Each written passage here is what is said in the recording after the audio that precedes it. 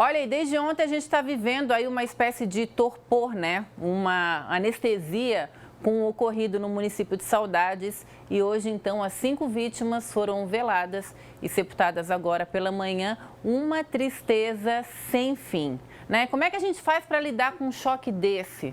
Para gente que não estava lá, mas se envolve e sente isso, para as pessoas que estão vivendo essa tristeza também. Será que é possível tentar entender o que aconteceu?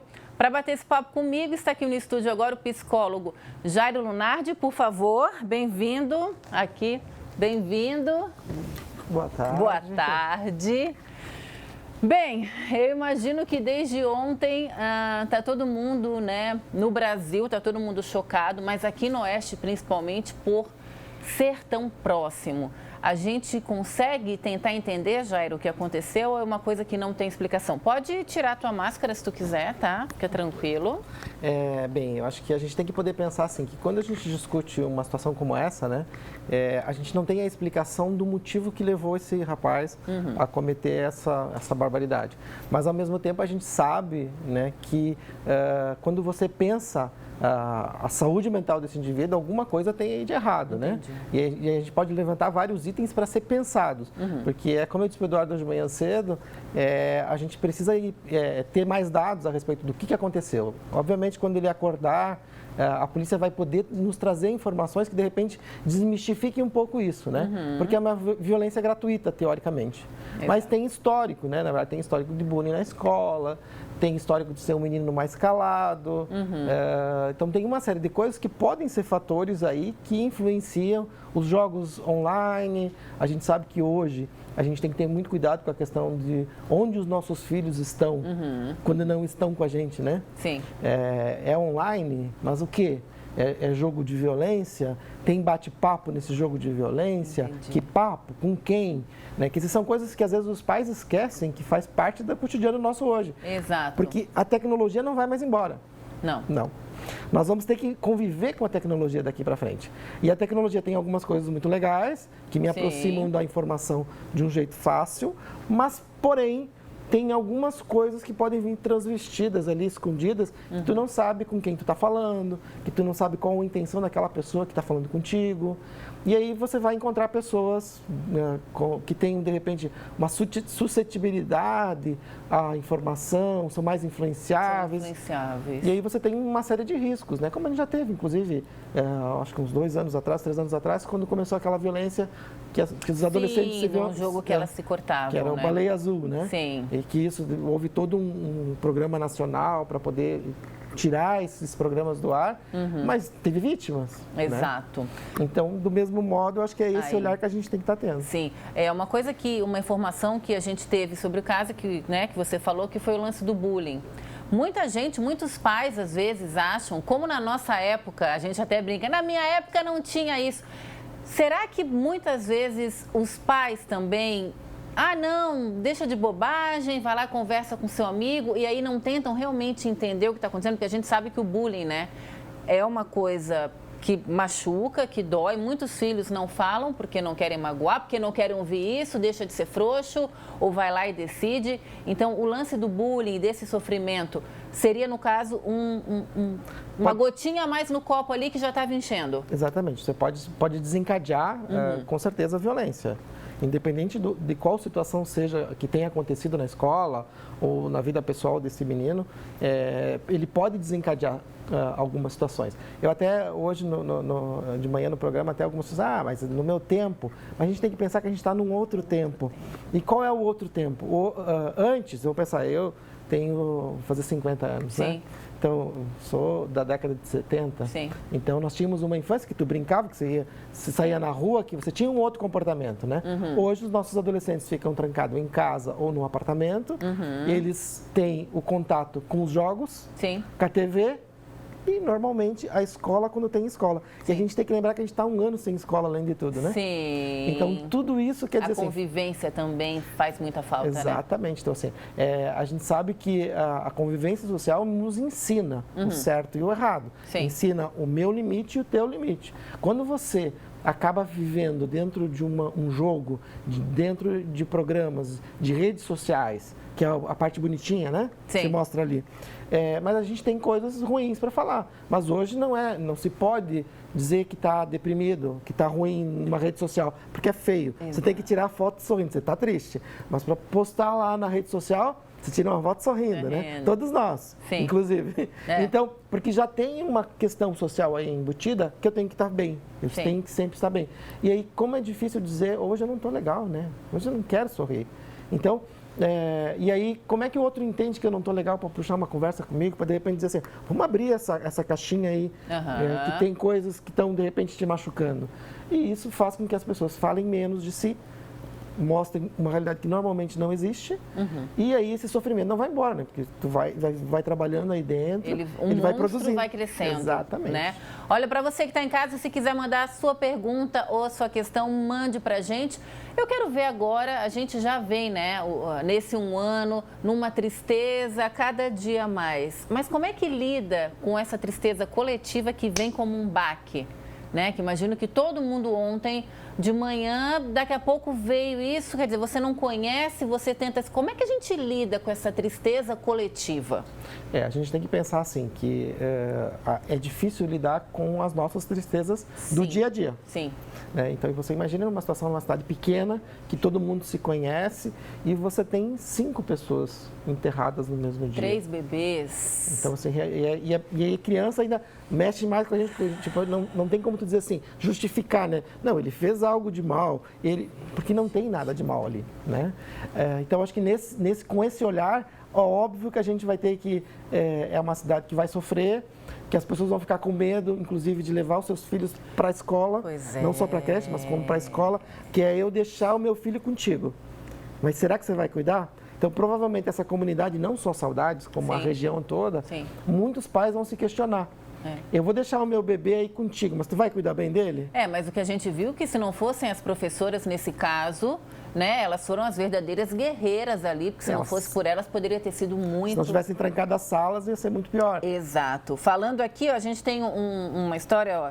Tata, boa tarde, sou professora e para mim tá difícil, porque me coloco no lugar dessas professoras, né? Como essas profissionais também vão voltar para a sala de aula de forma saudável com as famílias dos alunos e com eles também. Carol, um beijo grande para você. A gente não quer aqui tentar entender, porque a gente não vai tentar entender. A gente quer saber como é que a gente vai lidar com o que vai acontecer daqui para frente. E a gente estava conversando aqui no intervalo que uma das situações, eu acho que mais doeu em todo mundo foi o caso, né, de serem bebês e mães que saíram para trabalhar, deixaram seus filhos e agora não vai ter mais o filho. E dizem, né, espero nunca sentir, que uma das maiores dores que existem é uma mãe enterrar um filho, né? Então, como é que essas famílias agora vão...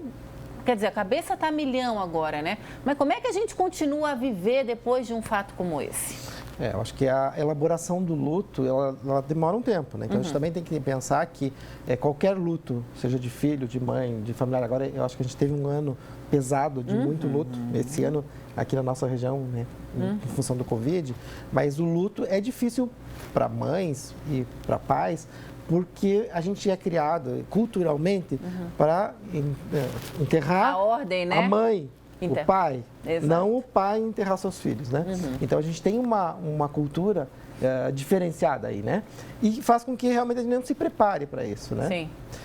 E eu acho que assim, vai ter um período de sofrimento. Eu acho que o cuidado que eu diria que a gente tem que ter é que o período de luto, a gente considera assim, até um ano, né? Tá. Não mais que isso. E que essas pessoas precisam ser cuidadas, precisam de pessoas conversando. De repente, algumas vão precisar de atendimento, ter alguém, um profissional da saúde, né? Um psicólogo, alguém que possa conversar, porque eu preciso externalizar a minha dor. Era isso que eu te perguntar. Colocar para fora. Muita gente fala, né? Ai, não fala porque tá triste. Não, acho que é o contrário. Você tem que colocar e tirar isso de dentro de você. Exatamente, até porque assim, tanto que como a gente tem a questão, os ocidentais, a gente tem a questão do enterro, do velório, né? Tanto que no Covid a gente sempre discutiu isso, a questão assim, como vai ser mais difícil dessas pessoas que perderam familiares, por não ter despedida, vão sofrer por mais tempo, né? Então a gente sabe que a despedida é uma etapa do entendimento, né? Então, ter a dor, entender essa dor, vai fazer com que eu consiga entender que não tenho o que fazer com aquela situação. Eu vou ter que simplesmente, com o tempo, eu não vou esquecer, mas eu vou compreender o que aconteceu. Né? De um certo modo, eu vou acabar aceitando que é algo imutável. Sim. A morte não é algo que a gente pode fazer. Exato.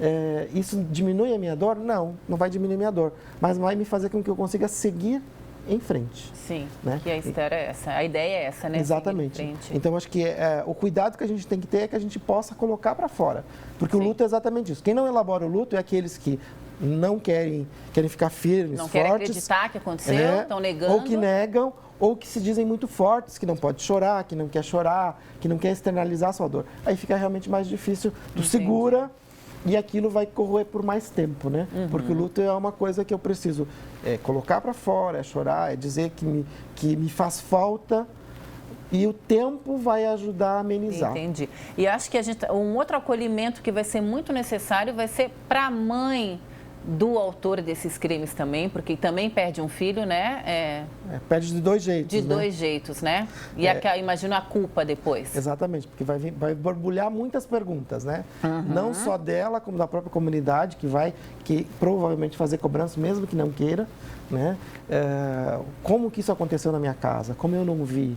Né? O que aconteceu que me passou, que de repente ele estava triste, que ele estava sofrendo, que aquele silêncio não era normal, né? E aí a gente tem que buscar compreender, porque não é culpa dos pais, não temos um culpado. Exato. Né? Quem sabe daqui 1 mês ou 2 a gente entenda, se ele nos contar, pode ser que a gente entenda um pouquinho melhor o que motivou ele, mas é a motivação do crime. Sim. Né? E a partir daí fica um pouquinho mais fácil de pelo menos a gente saber assim, mas o que dá para fazer para que novas pessoas não cometam os mesmos crimes. Entendi. Né? E aí eu acho que eu sempre digo assim para os pais, né? A gente precisa cuidar o que os nossos filhos estão fazendo. Sim. Se eles eles são comportadinhos, muito silenciosos, eles não incomodam. Esse silêncio também é ruim. Né? Então eu preciso dialogar, eu preciso de vez em quando perguntar por que você está quieto hoje, por que você está triste. Então sempre que a gente tem filhos, a gente tem que lembrar que a gente tem que participar da vida deles. Sim. Não, eu já escutei assim, não, mas o meu filho só fica lá na TV e na internet, então tá tudo bem. Não incomoda. Esse é um problema, porque justamente esses contatos que você não tem controle que é um risco. E agora a gente entra nessa pergunta, então, quais são as atitudes que nós como pais podemos ficar ligados de que algo de legal não está acontecendo, que não vai chegar a esse extremo, claro, mas de que algo legal não está acontecendo ali com o nosso filho? Eu acho que a primeira regra é a gente pensar que eu conheço o comportamento cotidiano, né? Passa 1, 2 dias, ok, pessoas ficam 1 ou 2 dias, mas passou 1 semana, 2, tem algo errado. Entendi. Né? Ou seja, ele antes vinha almoçar com todo mundo, não está mais almoçando na mesa. Ou então almoça e sai e antes ficava sentadinho conversando um pouco. Tá. Na hora de ver a TV, vamos assistir o Ver Mais? Não assiste mais. Entendi. Né? Está evitando. Ou seja, está evitando o contato social, né? Entendi. Ou seja, é aquele indivíduo que muda o comportamento repentinamente. Isso já é uma coisa que eu tenho, no mínimo, perguntar o que está acontecendo. Né? Além disso, tem trancado o quarto, antes não trancava a porta. Isso é um problema. Está querendo esconder alguma coisa. Está fazendo algo ali que não é para a família saber. Então, assim, são vários itens que a gente vai... a tristeza, de repente um choro de vez em quando, some muito fácil para lugares como ficar sentado lá, no caso de cidades menores, Sim. Consegue ficar na praça, assim. Em algum lugar que não é tão público. Tá. Né? Então isso chama atenção, quer dizer, é uma mudança de comportamento. Toda mudança de comportamento merece observação. E como é que a gente chega sem parecer, ai, tá chato, ai, tô me metendo? É difícil, né? Eu diria que não é tão difícil. Tá. Por quê? Porque a gente tem que lembrar que papel de pai, mãe ou familiar, amigo, é sentar do lado, às vezes, e nem perguntar nada. Porque às vezes só precisa sentar do lado e ficar conversando pequenas coisas. E aí, daqui a pouco, aflora alguma informação que tu pode dizer assim, tá, mas aconteceu alguma coisa? Entendi. Por que você me disse isso? Né? E aí, no caso desse menino, né, que já tinha uma questão de violência contra animais. Bem, vamos perguntar por que ele faz isso. Né? Não é legal. Não importa se é certo ou errado, mas não é legal. Então vamos. São pequenas perguntas que me fazem. Uma, eu entender que tem algo que eu tenho que observar, e a outra, eu tentar ajudar para que o meu filho, o meu irmão, ou mesmo o meu amigo, tenha um comportamento diferente e não chegue aos extremos. Entendi. Tanto interno quanto externo. A gente está falando muito sobre isso, sobre a gente que não estava lá, mas está vivenciando a dor, né? Muitas pessoas, não quero saber, mas a gente que é jornalista e acaba vivenciando. E eu queria agora pegar um depoimento. O Rodrigo Gonçalves, nosso colega que acabou de entrar ali, esteve hoje de manhã lá em Saudades. Rodrigo, a gente sabe que é uma tristeza coletiva, sim, mas o que tu sentiu das pessoas? Como é que tu acha que a cidade vai começar a se movimentar de novo e a voltar a ficar tranquila? Olha, Tata, não é nada fácil, né? Participar de uma cobertura de tragédia, ainda mais fazer a cobertura de um velório como esse, tão comovente, tão triste, o velório das 5 vítimas dessa tragédia em Saudades. Hoje pela manhã eu estive lá e observei muitas pessoas, até mesmo aqueles familiares, aquelas pessoas que não conheciam muito as vítimas, elas foram lá porque elas se sentiram na vontade de prestar essa última homenagem, de dar esse último carinho para quem perdeu. Como você estava conversando aí com Jairo, o que bate, deixa mais forte ainda essa tragédia é porque são crianças. Eu já participei de outras tragédias, coberturas como a da Boate Kiss em Santa Maria, no Rio Grande do Sul, que é a minha cidade natal. Então, para responder a sua pergunta, eu vou trazer um pouco de lá. Eu confesso que naquela época, em 2012, eu trabalhei anestesiado, porque parece que a tragédia não estava acontecendo, eu não tinha perdido amigos e, ao mesmo tempo, eu tinha que informar e ser o profissional jornalista para levar a informação para o pessoal de casa. Hoje, não foi na minha cidade natal, mas foi no estado em que eu estou morando. E eu também tive que ter esse peso de saber balançar direito para saber colocar o profissional e o ser humano deixar de lado, né? Sim. A emoção. Complicado, né, amigo? Para depois, quando chegar em casa, conseguir tomar um banho, respirar e colocar para fora. E dizer, eu venci, eu consegui. É assim que a gente trabalha, né, Tata? Eu imagino. Parabéns para você, para os nossos colegas aí, o Diego, o Felipe, o William, todo mundo que não queria vivenciar, mas teve que vivenciar, justamente levando a informação. Obrigada, Rodrigo. Beijo, força. Beijão. Obrigada pela informação. É difícil, né, doutor? Bem difícil. Gente, eu vou falar uma coisa para vocês. Vieram várias perguntas e várias dúvidas, mas aqui a gente começou falando, né? E não deu para responder, não deu para citar, mas eu agradeço a todas. Jairo, eu te agradeço muito, muito, muito. Se for o caso, se a gente vê que tem muito aqui, a gente continua essa conversa amanhã, se for o caso, se as pessoas estiverem muito preocupadas aí, querendo informação. Eu acho que é importante a gente lembrar que a informação, ela ajuda a acalmar, mas lembrar que a gente não pode ficar colocando monstrinhos também na nossa cabeça, Exato. né? Então, a gente sabe que foi uma coisa muito ruim, mas a tendência é que não se repita, né? Sim. Então, que a gente não fique alimentando aí o medo. Principalmente os pais que estão com medo de levar os filhos para o colégio. Precisamos confiar na escola, precisamos confiar na professora, né? E que, claro, de repente a gente tem que, nesse momento, não só nesse momento, Sim. as escolas precisam manter os portões fechados, alguns cuidados simples que podem garantir aí a segurança. Tá bom, querido. Muito obrigado.